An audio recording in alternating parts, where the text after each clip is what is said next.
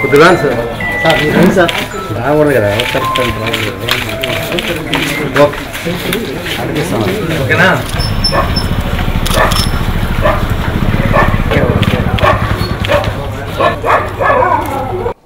ఎవరికైనా ఒక దురాలోచన వస్తుందంటే వాడికి రోజులు దగ్గర పడినట్లే. అదేవిధంగా ఈ ప్రభుత్వ తీరు చూస్తే మరి ఇంత ప్రజాస్వామ్య దేశంలో అప్రజాస్వామికంగా మాలాంటి వారిని అందరినీ కూడా ఇంట్లో పెట్టి నిర్బంధించడం అనేది చాలా దురదృష్టకరం. చంద్రబాబు నాయుడు ప్రభుత్వంకు రోజులు దగ్గర పడినాయనే దానికి ఇదే నిదర్శనం. మరి ఇంత దురదృష్టకర సంఘటన భారతదేశంలో ఏ రాష్ట్రంలో కూడా జరిగిండదు. మరి ఈరోజు మేమంతా కూడా ప్రజల పక్షాన పోరాడుతూ ఉన్నాం. వైఎస్ జగన్మోహన్ రెడ్డి గారి ఆధ్వర్యంలో జగన్మోహన్ రెడ్డి గారు మొదటి నుంచి కూడా ప్రత్యేక హోదా కోసం గలం ఇప్పి అనేక కార్యక్రమాలన్నీ కూడా ఢిల్లీలో కానీ రాష్ట్రంలో పలు చోట్ల కానీ చేపట్టడం జరిగింది. మరి ఈరోజు ఈ గణతంత్ర దినోత్సవాన్ని పురస్కరించుకొని చెప్పి మన రాష్ట్రంలో కూడా ఈ ప్రత్యేక హోదా వస్తే బాగుంటుంది, ప్రత్యేక హోదా కోసం మనం ఈరోజు తిరిగి మళ్ళా పోరాటం చేయాలా ప్రారంభించాలని చెప్పి శాంతియుతంగా ఈరోజు సాయంత్రం అన్ని జిల్లా హెడ్ క్వార్టర్స్లో కూడా కోతుల ర్యాలీ నిర్వహించాలని తెలిస్తే ముఖ్యమైన నాయకులందరినీ నిర్బంధించడమే కాకుండా చాలా అక్రమంగా ఈ ప్రభుత్వం వ్యవహరిస్తూ ఉంది. మరి ఏంటి చంద్రబాబు నాయుడు గారి ఉద్దేశం? నేను వారిని నిలదీస్తూ ఉన్నాను. నువ్వు ఎన్నికల్లో ఏమేమి హామీలు ఇచ్చావు, ఎవరెవరి కోసం ఏ విధంగా నువ్వు తప్పుడు కూతలని కూడా కూసావు.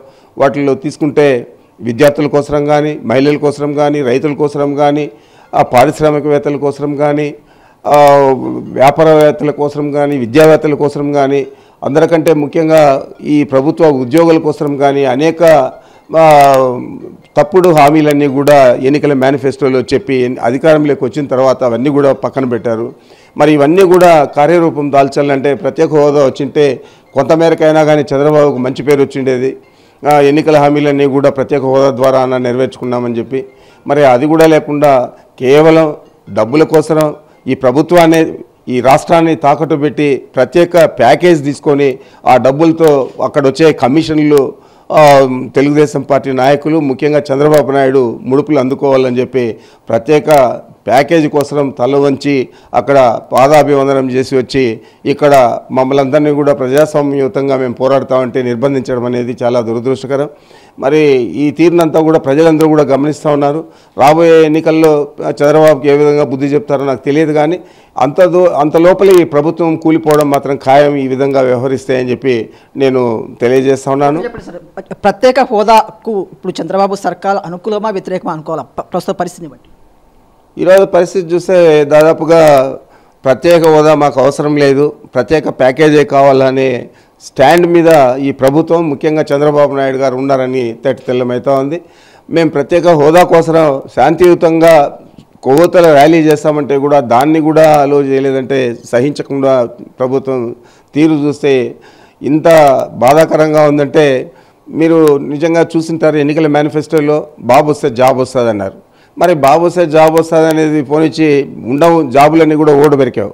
కనీసం ప్రత్యేక హోదా వచ్చింటే చాలామంది విద్యార్థులకంతా కూడా చదువుకున్న యువకులందరికీ కూడా ఉద్యోగ అవకాశాలు వచ్చేటి. అదేవిధంగా మహిళలకు కానీ రైతులకు కానీ అనేక రాయితీలు వచ్చేటి. వ్యాపారవేత్తలకు లేదా పారిశ్రామికవేత్తలు కొత్తగా ఇక్కడ పరిశ్రమలు స్థాపించడానికి అనుకూలమైన వాతావరణం ఉండేది. ఓవరాల్గా ప్రజల మీద అంతా కూడా పన్నుల భారం కూడా తగ్గి ఉండేది. మరి ఇవన్నీ కూడా ఆలోచన చేయకుండా కేవలం వారు ఎంత డబ్బులు ఇస్తారు, ఆ డబ్బులు దేనికి ఖర్చు పెడితే మనకి ఎక్కువ పర్సెంటేజ్ వస్తుంది అనే ఆలోచన చేస్తూ ఉన్నాడు. ఈరోజు ఆయన తీరు చూస్తే మీ అందరికీ కూడా అర్థమవుతుంది.